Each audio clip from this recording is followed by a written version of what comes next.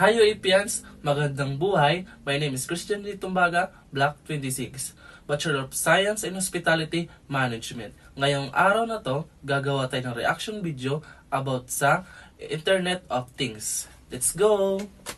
Or IoT is influencing our lifestyle from the way we react to the way we behave.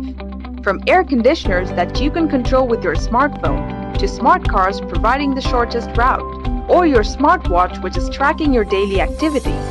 IoT is a giant network of connected devices. These devices gather and share data about how they are used and the environment in which they are operated.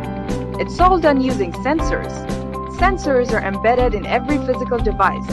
It can be your mobile phone, electrical appliances, vehicles, barcode sensors, traffic lights, and almost everything that you come across in day-to-day life. These sensors continuously emit data about the working state of the devices. But the important question is, how do they share this huge amount of data and how do we put this data?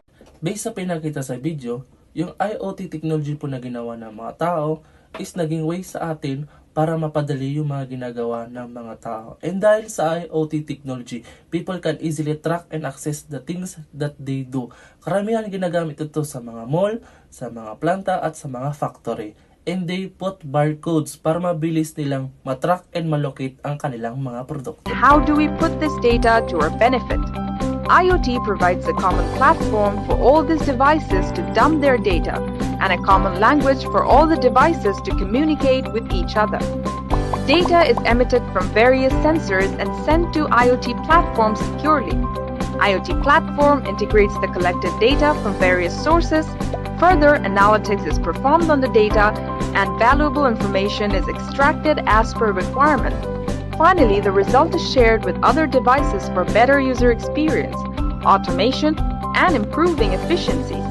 Let us look at a scenario where IoT is doing wonders. In an AC manufacturing industry, both the manufacturing machine and the belt have sensors attached. They continuously send data regarding the machine health and the production specifics to the manufacturer to identify issues beforehand. A barcode is attached to each product before leaving the belt.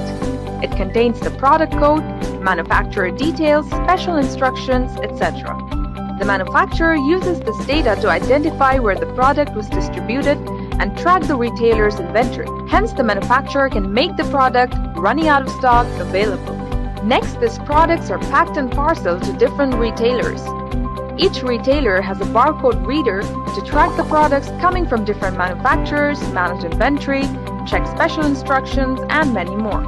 The compressor of air conditioner has an embedded sensor that emits data regarding its health and temperature. This data is analyzed continuously, allowing the customer care to contact you for the repair work in time. This is just one of the million scenarios. We have smart appliances, smart cars, smart homes, smart cities, where IoT is redefining our lifestyle and transforming the way we interact with technologies. The future of IoT industry is huge. Business Insider Intelligence estimates that 24 billion IoT devices will be installed by 2020, and IDC predicts that IoT revenue will reach around 357 billion in 2019, resulting in a lot of job opportunities in the IT industry. Want to become a part of the IoT revolution? Come and master IoT with Edureka. Para naman po sa advantage and disadvantage, for the advantage part, by using IoT technology, people can do things easily and hassle po, like if they want to know their blood pressure.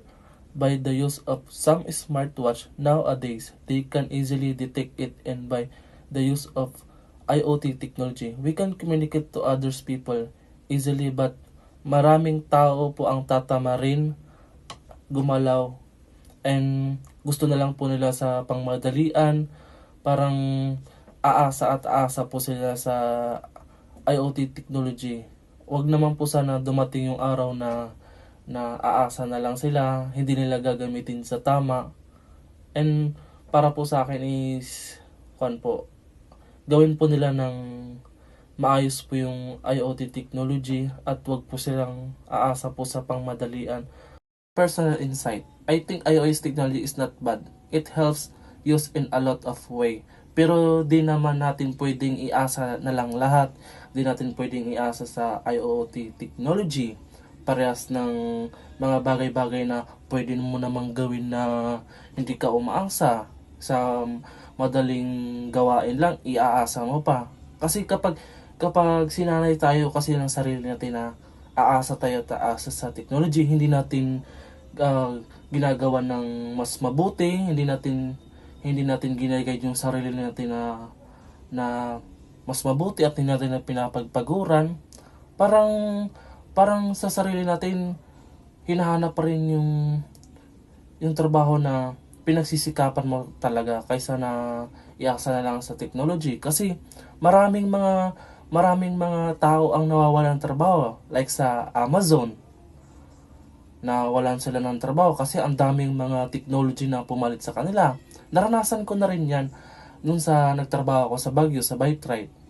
Ang dami naming napaalis, ang dami naming nawalan ng trabaho kasi pinalitan kami ng technology. 2 technology ang pumalit sa amin, kapalit ng 9 na members na nagtatrabaho doon. Kasali na rin ako, nawalan din ako ng trabaho nung time na yon. Kaya hindi natin pwede iasa na lang. Maganda ang IO technology. Maganda siya para sa karamihan. Pero sa iba naman, nawawalan sila ng opportunity, pinapalitan sila ng mga robot. Gamitin natin sa tama ang IoT technology. Wag natin iasa na lang lahat, iasa sa ganito, iasa sa ganyan, pati sa bahay. Okay ang IoT technology. Okay siya sa bahay. Pero pag sinasanay mo yung sarili mo na ganito, ganyan, na masisimpleng gawain lang, hindi mo pa magawa, di ba? Kaya yun lang po ang masasabi ko po sa personal insight ko po na dapat gamitin sa magandang paraan ng IoT technology, gamitin sa mas maayos ang IoT technology. Thank you po sa panonood and sana po guys nag-enjoy po kayo and mabuhay UAPians. Bye!